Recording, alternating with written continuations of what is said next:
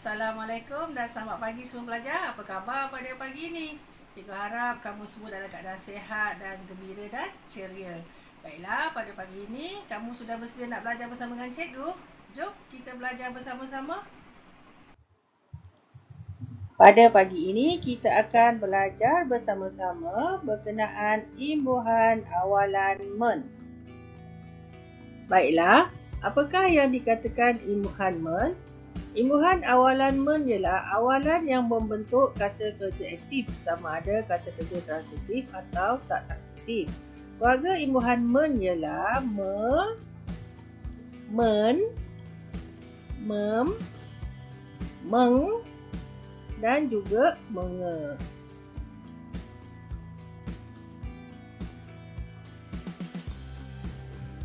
Baiklah, yang pertama sekali kita akan melihat imbuhan awalan me. Imbuhan awalan me digunakan apabila bertemu dengan kata dasar yang bermula dengan huruf L, M, N, NG, NY, R, W dan juga Y. Sebagai contoh, lukis, melukis, masak, memasak, nganga, menganga, nyanyi, menyanyi, rotan, merotan, warta, mewarta, dan yakin, meyakinkan. Yang kedua, imbuhan awalan me digunakan apabila bertemu dengan kata dasar yang bermula dengan huruf K, S, P dan T. Kata yang bermula dengan huruf K akan mengalami pengguguran dan diganti dengan huruf NG. Sebagai contoh, kata sebelum perimbuhan kerja. Setelah menambah perimbuhan me, jadi mengerjakan. Jadi di sini huruf K telah digugurkan diganti dengan NG. Kalung, kita akan tukar jadi mengalungkan. Kagum, mengagumkan. Kecewa, mengecewakan. Kecuali, mengecualikan. Keluar, mengeluarkan. Ketengah, mengetengahkan. Jadi di sini huruf K akan mengalami pengguguran dan diganti dengan huruf NG. Kata yang bermula dengan huruf S pula akan mengalami pengguguran dan diganti dengan huruf NY. Contohnya, sakit, sakit, menyakitkan. Sayang, menyayangi, serta menyertai, sumbang, menyumbangkan, sembur, menyemburkan, sembah, menyembahkan, senduk, menyenduk. Jadi di sini huruf S akan mengalami pengguguran dan diganti dengan NY. Kata yang bermula dengan huruf P pula akan mengalami pengguguran dan diganti dengan huruf M. Sebagai contoh, pandang, memandang, panjang, memanjang, pintas, memintas, pusing, memusing, pulau, memulau, potong, memotong dan pendek, memendek. Jadi kita tak kata pendek, sebagai contoh pendek, mempendek. Kita akan kata pendek, memendek. Seterusnya, kata yang bermula dengan huruf T akan mengalami pengguguran dan diganti dengan huruf N. Contoh, tolak, kata dasar tolak huruf T akan menjadi menolak. Tentang, menentang. Tonton, menonton. Tentu, menentu. Tepuk, menepuk. Tempah, menempah. Dan terbit, menerbit. Baiklah, seterusnya kita akan melihat imbuhan awalan men.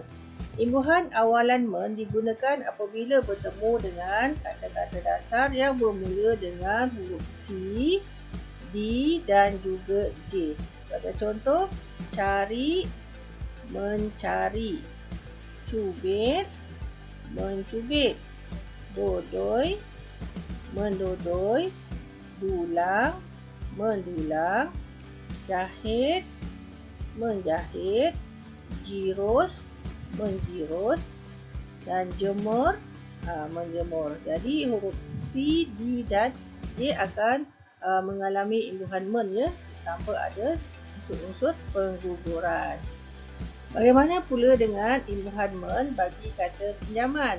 Sebagai contoh, pengimbuhan kata pinjaman bermula dengan huruf S. Contoh servis, jadi tambah imbuhan men jadi menservis. Stabil, menstabil. Standard, menstandard. Swasta, menswasta. Syelek, mensyelek. Syarikat, mensyarikatkan. Struktur, menstruktur. Jadi bagi kata pinjaman yang bermula dengan huruf S akan mendapat imbuhan men. Imbuhan awalan men juga digunakan bagi kata pinjaman yang bermula dengan huruf T. Sebagai contoh, tabligh, mentablighkan. Takrif, mentakrifkan. Tafsir, mentafsirkan. Takdir, mentakdirkan. Taksir, mentaksirkan. Transformasi, mentransformasikan. Dan terjemah, menterjemahkan.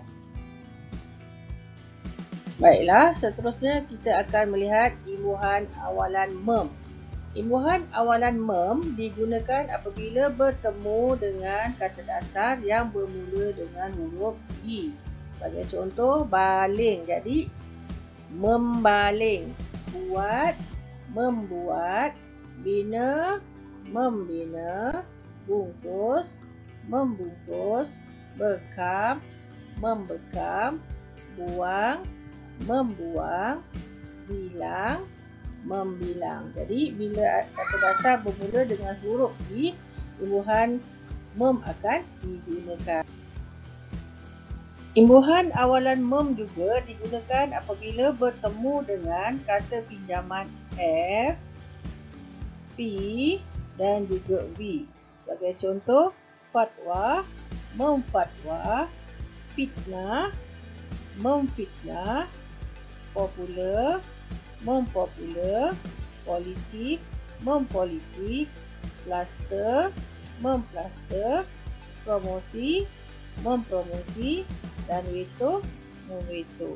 Dalam hal ini kata pinjaman merupakan kata-kata dari bahasa asing yang sudah masuk dalam bahasa Melayu. Sebagai contoh daripada bahasa Arab, bahasa Inggeris dan ada kalanya dari bahasa Indonesia. Seterusnya kita akan melihat imbuhan awalan meng. Imbuhan awalan meng digunakan apabila bertemu dengan kata dasar yang bermula dengan huruf vokal iaitu A, E, I, O, U. Sebagai contoh, asah, mengasah. Elak, mengelak. Imbas, mengimbas. Oles, mengoles. Dan undur, mengundur. Yang kedua, imbuhan awalan meng digunakan apabila bertemu dengan kata-kata dasar yang bermula dengan huruf G, H, GH dan juga TH. Sebagai contoh, gunting, menggunting. Goreng, menggoreng. Hitam, menghitamkan. Hadiah, menghadiahkan. Gaib, menggaibkan. Khabar, mengkhabarkan. Dan khatan, mengkhatankan. Jadi, gaib, khabar dan khatan ini adalah merupakan kata pinjaman. Seterusnya, kita akan melihat imbuhan awalan menge. Imbuhan awalan menge digunakan apabila bertemu dengan kata dasar yang terdiri dari satu suku kata sahaja. Sebagai contoh, pos, mengepos. Cat, mengecat. Cap, mengecap. Bom, mengebom. Cop, mengecop. Lap, mengelap. Dan mop, mengemop. Jadi kalau satu suku kata saja, kita akan menggunakan imbuhan menge. Baiklah, cikgu amat berharap para pelajar semua telah faham penggunaan imbuhan awalan men iaitu me, men, mem, meng dan juga menge. Jadi, cikgu berharap pelajar boleh buat latihan pengimbuhan yang telah cikgu sediakan ini, yang mana dalam setiap ayat terdapat satu kesalahan ejaan dan satu kesalahan imbuhan. Selamat mencuba.